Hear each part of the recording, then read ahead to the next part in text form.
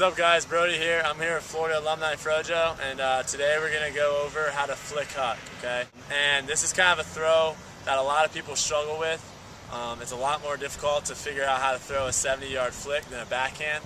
So we're going to really spend a lot of time on learning the thing that we do a little differently in our grip, how we change the bigger motion in our shoulders, and then a lot of the power for a flick forehand, okay, a huck, is coming from the lower body. The hips and the core are crucial. So we'll go over that today, and hopefully that'll help you guys out.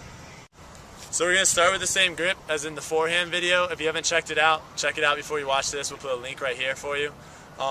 With the forehand grip, the only thing we're going to change is we're just going to tighten it harder, okay? It's the same two fingers on the inside, the same two fingers on the outside. The thumb is in the same position.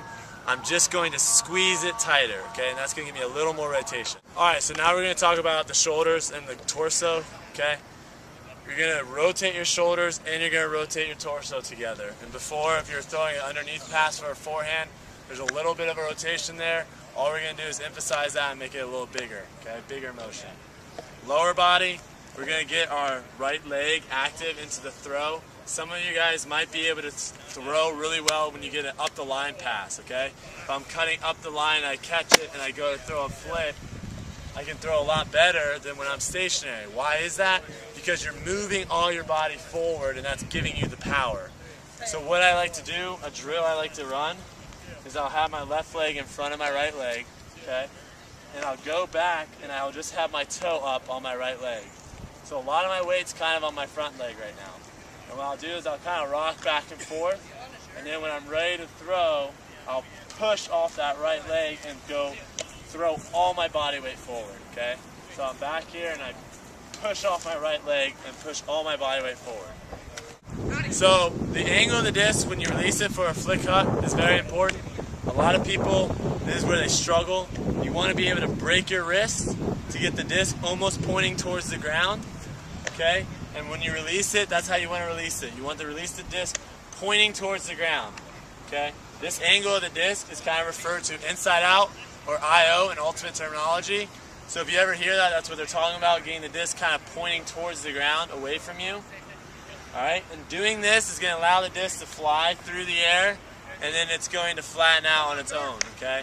If you release it flat, the disc is going to have the tendency of turning over, and that's going to make the disc blade. So if you notice that your discs are always coming off your hand, and then they're turning over and digging into the ground, it's because you're not breaking your wrist here, keeping your forehand and forearm pointed to the sky, keeping your wrist pointed to the sky, and the disc pointing down, and that's really going to fix that problem for you.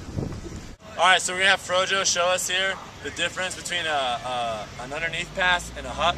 So if he starts going to throw for an underneath pass, just the upper body, as you can see, his shoulders, he stays tall, okay?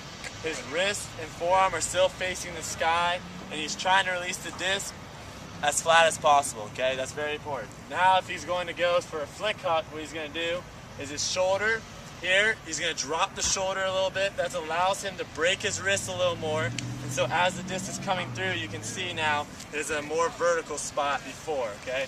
And that's really going to allow the disc to travel through the air and flatten out. So we're going to put it all together, okay?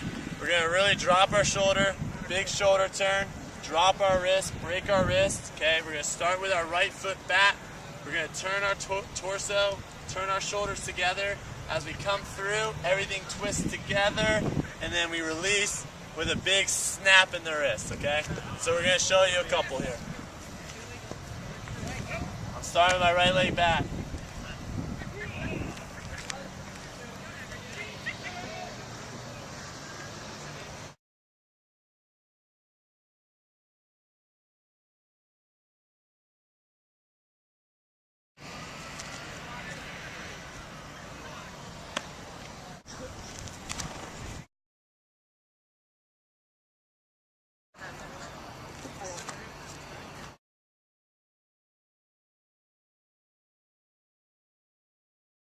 Alright, so now when you have all those throws down, the last thing you can do is just add it, more and more power, get a lot quicker, and try to go for the big yards.